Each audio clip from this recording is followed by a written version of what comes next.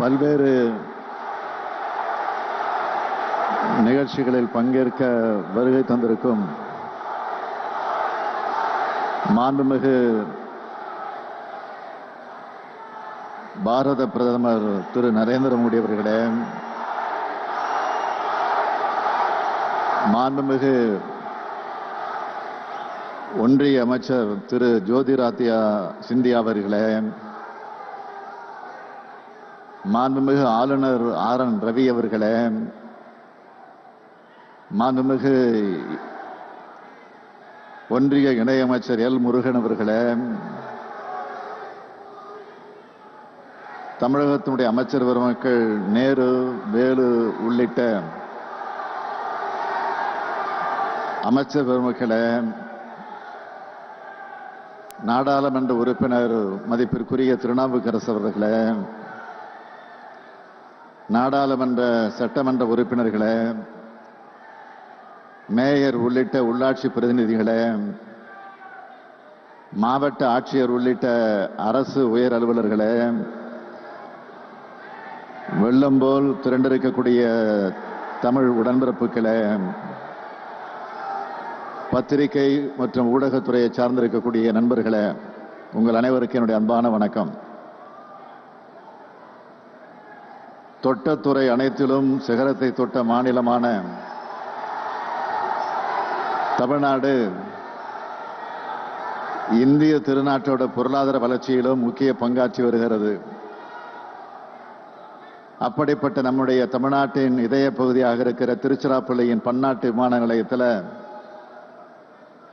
1112 கோடி ரூபாய் செலவில் அமைக்கப்பட்டிருக்கும் புதிய முனையத்தை மாண்புமிகு இந்திய பிரதமர் அவர்கள் திறந்து வச்சு சிறப்பித்திருக்கிறார்.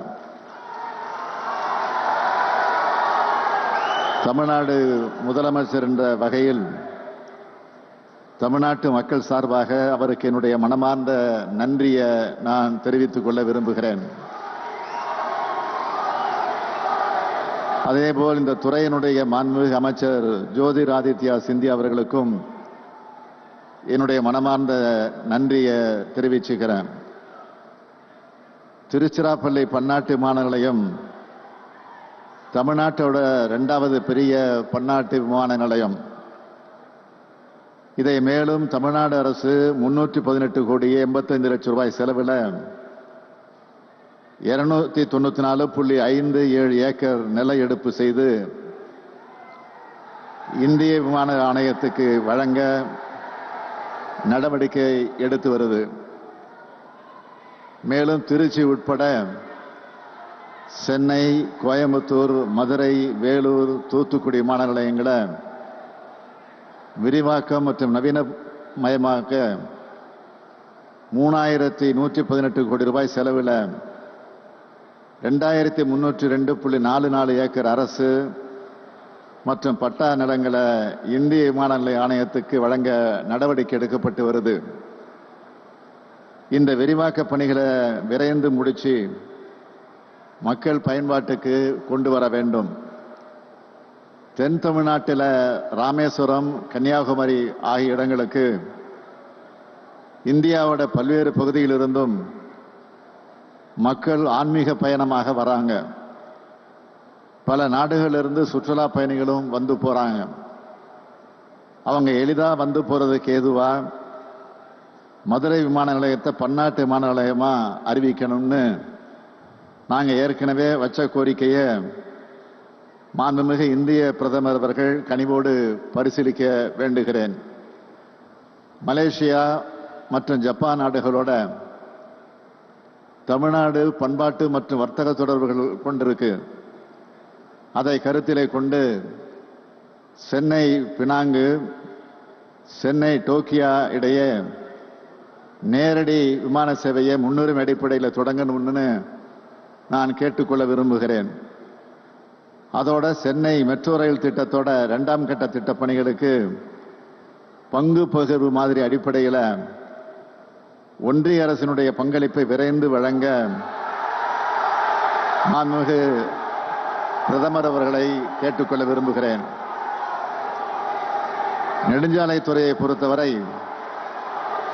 தமிழ்நாட்டில் இப்போ தேசிய நெடுஞ்சாலை ஆணையத்தால் நகாய் செயல்படுத்தப்பட்டு வர பணிகளை விரைவுபடுத்த வேண்டும். சமீப காலமாக இருவழிச்சாலையா மேம்படுத்துகிற நெடுஞ்சாலைகளுக்கும் சுங்க கட்டணம் வசூலிக்கப்படுறதிலிருந்து விலக்கு அளிக்க வேண்டும். அடுத்து திருச்சி மாவட்டத்தோட MSME நிறுவனங்கள் தான் பெல் பொதுத்துறை நிறுவனத்துக்கு தேவையான உதிரி பாகங்களை வழங்கிக்கிட்டு வந்தாங்க. தற்போது பெல் நிறுவனத்திடமிருந்து இவங்களுக்கு கேட்பானை ப்ரொக்யூர்மெண்ட் ஆர்டர் மிகவும் குறைஞ்சிடுச்சு. இதனால் இந்த பகுதியில் செயல்பட்டு வர MSME நிறுவனங்கள் மிகவும் பாதிப்படைஞ்சிருக்காங்க. எனவே பெல் நிறுவனம் மீண்டும் அதிகப்படியான கேட்பானைகளை இவங்களுக்கு வழங்க ஆவணம் செய்யப்பட வேண்டும் என்று மாண்புமிகு இந்திய பிரதமர் அவர்களை நான் கேட்டுக்கொள்கிறேன்.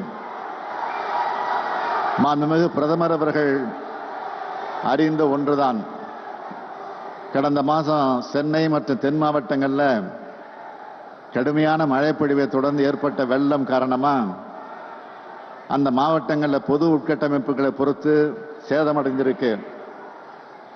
மக்கள் வாழ்வாதாரமும் மோசமாக பாதிக்கப்பட்டிருக்கு. எனவே அவற்றை கடுமையான இயற்கை பேரிடர்கள் அறிவித்து தேசிய பேரிடர் நிவாரண நிதியிலிருந்து தமிழ்நாட்டுக்கு உரிய நிவாரண நிதியை வழங்க தமிழ்நாட்டு மக்கள் சார்பாக நான் மீண்டும் கேட்டுக்கொள்கிறேன். தொடர்ந்து கோரிக்கையாக வைக்கிறோமே என்று எண்ண வேண்டாம். பறந்து விரிந்த இந்திய பெருநாட்டில் கோடிக்கணக்கான மக்களுக்கு நெருக்கமாக இருந்து கல்வி, மருத்துவம், அவசிய தேவைகள், உதவிகள் ஆகியவற்றை செஞ்சு தர வேண்டிய முக்கிய கடமை மாநில அரசுகளுக்குத்தான் இருக்கு. மாநிலத்துக்காக கோரிக்கை வைக்கிறதும் மாநில உரிமைகளை நிலைநாட்டுறதும் அங்கே வாழ்கிற மக்களோட கோரிக்கைகள் தானே தவிர அவை அரசியல் முழக்கங்கள் அல்ல. அந்த வகையில் தமிழ்நாடு அரசின் கோரிக்கைக்கு மாண்புமிகு பிரதமர் அவர்கள் நிச்சயமாக நிறைவேற்றி தருவார் என நான் நம்புகிறேன். I conclude my speech by thanking our Honorable Prime Minister for gracing this occasion and inaugurating various schemes for Tamil Nadu and laying foundation for new schemes. நன்றி, வணக்கம்.